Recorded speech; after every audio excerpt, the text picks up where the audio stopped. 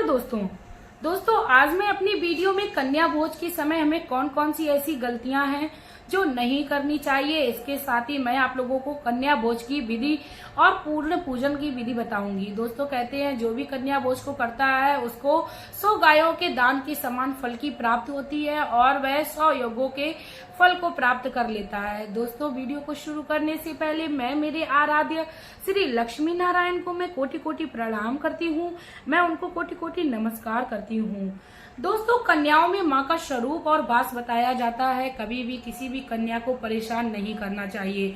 2 वर्ष से लेकर 10 वर्ष तक की कन्याएं जो होती है वो साक्षात माँ का स्वरूप होती हैं। दोस्तों जो भी नवरात्रि के दिनों में पूजन व्रत पाठ करके माँ का कन्या भोज करता है वह अपने जीवन में कभी भी दुखी नहीं होता है, असहाय नहीं होता है। दोस्तों यदि आप लोग कन्या भोज को करते हो तो इससे आपको क्या क्या फायदे होते हैं आज मैं आप लोगों को वीडियो में विस्तृत रूप से बताऊंगी। इसके साथ ही आप लोगों को मैं वीडियो में ये भी बताऊंगी कि आपको कन्या भोज करते समय कन्याओं को कौन कौन से उपहार देने चाहिए और कौन से ऐसे उपहार हैं जो भूल कर भी नहीं देने चाहिए। दोस्तों वीडियो जो है वो बहुत ही ज्यादा महत्वपूर्ण होने वाली है। यदि आप अपने घर में कन्या भोज कर रहे हो तब तो ये आपके लिए बहुत ही ज्यादा लाभदायक वीडियो होगी। दोस्तों वीडियो को आप लोग बिल्कुल भी स्किप करने की गलती ना करें। सबसे पहले दोस्तों मैं बात करूंगी कि आपको कितनी संख्या में कन्या को करना चाहिए। दोस्तों यदि आप 9 की संख्या में नवरात्रि में कन्या भोज कराते हैं तो आपके लिए बहुत ही ज्यादा सर्वोत्तम है। लेकिन दोस्तों मेरा वीडियो में ये बताने का मतलब नहीं है कि 9 से ज्यादा यदि कन्या आपके घर में आ जाए तो आपको किसी को वापस करना है। दोस्तों आपको किसी भी कन्या को वापस नहीं करना है। आपके घर में यदि ज्यादा संख्या में कन्या आ जाए तो आप मानो आपके घर में माँ ने प्रसन्न होकर सभी देवी देवताओं का वास करा दिया है। आप सबको सब प्रेम पूर्वक बिठाइए। लेकिन दोस्तों 9 कन्याओं का आप स्वरूप और दर्शन करें तो माँ शैलपुत्री के रूप में, ब्रह्मचारिणी के रूप में, चंद्रघंटा के रूप में, कुष्मांडा के रूप में, कालरात्रि के रूप में, स्कंद माता के रूप में, इसके साथ ही आप महागौरी के रूप में, सिद्धधात्री के रूप में, स्कंद माता के रूप में आप 9 माताओं का स्वरूप का स्मरण करिए और उनमें माँ की छवि को निहारिए। इतना करने से आपके जीवन में जो भी समस्या चल रही होगी माता स्वयं चलकर आपकी समस्या का हल निकालने आएंगी। दोस्तों जैसे ही आपके घर में कन्याओं का प्रवेश हो कन्या भोग के लिए तो आपको उन्हें प्रणाम करना चाहिए। इसके साथ ही उनके चरणों को आप दूध या पानी से धो सकते हैं, जल से धुला सकते हैं। उसके बाद आप उनके लिए सुंदर सा आसन लगाइए। दोस्तों कई लोग क्या करते हैं कि जो कपड़ा बिल्कुल भी इस्तेमाल में नहीं होता है उस कपड़े को बिछाते हैं। लेकिन दोस्तों आप लोगों को मैं बता दूं जितने अच्छे से अच्छा आप आसन माँ के लिए लगाते हो। दोस्तों मैं तो नवरात्रि में अपनी ही साड़ी नई निकाल के लाती हूँ और माँ के लिए आसन के रूप में एक कन्याओं को बिछाती हूँ। इससे मुझे मेरे सौभाग्य खंड होने का भी प्रतीक मिलता है। मेरा ये भाव है कि मेरा सुहाग जो है वो माता रक्षा करती रहेंगी। यदि आप भी अपने जीवन में सुहाग की रक्षा करना चाहते हो तो आप अपने सुहाग की साड़ियों को अवश्य माँ के आसन के रूप में इस्तेमाल करें, क्योंकि इस दिन काफी सारी कन्याएं आती हैं तो आसन भी बड़ा जरूरत होता है। इसीलिए दोस्तों मैं आप लोगों से यही विनती करना चाहूंगी कि आप अपनी साड़ी का इस्तेमाल करिए और आसन के रूप में माँ को विराजमान करिए। उसके बाद आपको माँ का जो श्रृंगार है वो करना है। आपको माँ को कुमकुम का तिलक करना है। तेल उस दिन अवश्य माँ को छुलवाना है, क्योंकि कहते हैं सारी नवरात्रि में तेल को नहीं छुआ जाता है। इसीलिए नवरात्रि के दिन 9वें दिन कन्या भोज के समय तेल अवश्य लगाया जाता है। उसके बाद आप कन्या को चुनरी, यदि आपके पास संभव हो जाए तो चुनरी चढ़ाइए। यदि आपके पास संभव नहीं है तो पतली सी जय माता दी की पट्टी आती है, उसको ही बांधकर माँ को वस्त्र अर्पण करिए। इसके साथ ही दोस्तों मैं आप लोगों को बता दूं कि कभी भी आपको माँ के लिए बाहर का प्रसाद नहीं मंगाना चाहिए। काफी लोगों को मैंने देखा है दही जलेबी मंगा के कन्या भोज करा देते हैं। दोस्तों माँ आपकी दही जलेबी को खाने नहीं आती है, माँ आपके बनाए हुए भोजन को ग्रहण करने आती है।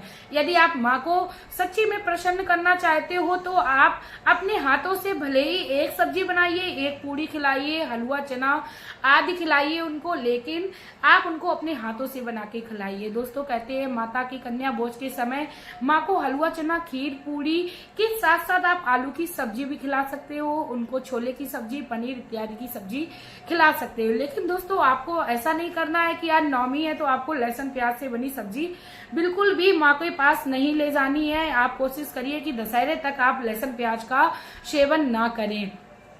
इसके साथ ही दोस्तों आप प्रेम पूर्वक माँ को भोग लगाइए, और जब कन्याएं बहुत ही प्रेम से हमारे घर का बना हुआ भोजन खाती हैं तो ऐसा मानिए कि माँ हम पर बहुत ही ज्यादा प्रसन्न है और हमारा जो भोजन है वो उन्होंने अमृत के समान कर दिया है। कई लोग माता को प्रसन्न करने के लिए कुछ ऐसी वस्तुओं को दान में दे देते हैं जो देना बिल्कुल ही वर्जित है।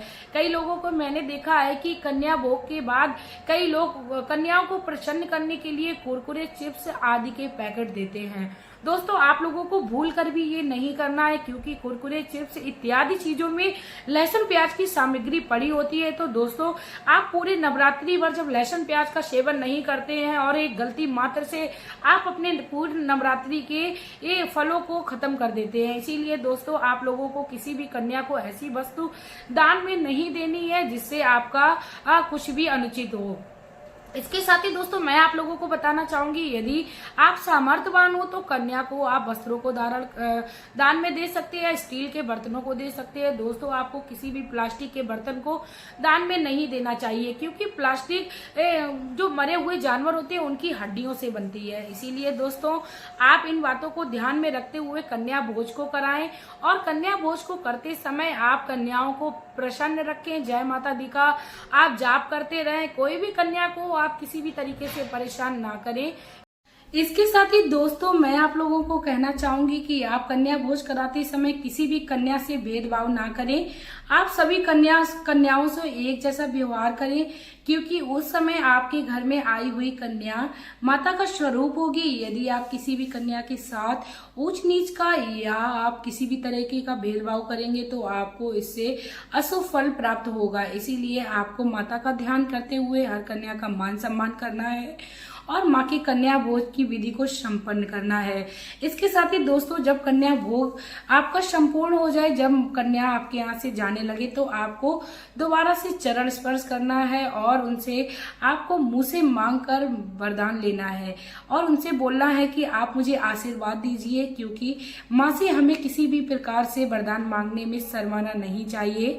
दोस्तों हमें अपनी माँ से यही विनती करनी चाहिए कि माँ आपके होते हुए हम किसी के सामने हाथों को ना फैलाएं, आप मुझे वरदान दीजिए और मैं अपने जीवन में शुभ कर्मों को करता हुआ अपने जीवन में इन सभी सुखों को पाता हुआ जीवन धारण करूं। इसके साथ ही दोस्तों मैं आप लोगों से एक रिक्वेस्ट करना चाहूंगी, यदि आप लोगों को मेरी कन्या भोग से संबंधित जानकारी अच्छी लगी हो तो प्लीज आप लोग मेरी वीडियो को ज्यादा से ज्यादा शेयर कर दीजिए, क्योंकि नवरात्रि आने में अभी 2-3 दिन है, तो आप लोग इसका लाभ हर व्यक्ति तक पहुंचा सकते हो। दोस्तों यदि आप किसी भी अच्छी बात को प्रचार और प्रसार करते हो तो आपके जीवन में परम सुख की प्राप्ति होती है। इससे ही माँ प्रसन्न हो जाती हैं और आपको मनवांछित फल की प्राप्ति कराती हैं। तो दोस्तों आप इस तरीके के शुभ कर्म अपने जीवन में करते रहिए। दोस्तों मेरा भी वीडियो बनाने का सिर्फ और सिर्फ एक ही मकसद होता है कि किसी भी प्रकार से भगवान का प्रचार और प्रसार किया जाए। इसी के साथ दोस्तों अब मैं वीडियो में आप लोगों से लेना चाहूंगी विदा। आपका प्यार और कीमती समय देने के लिए धन्यवाद।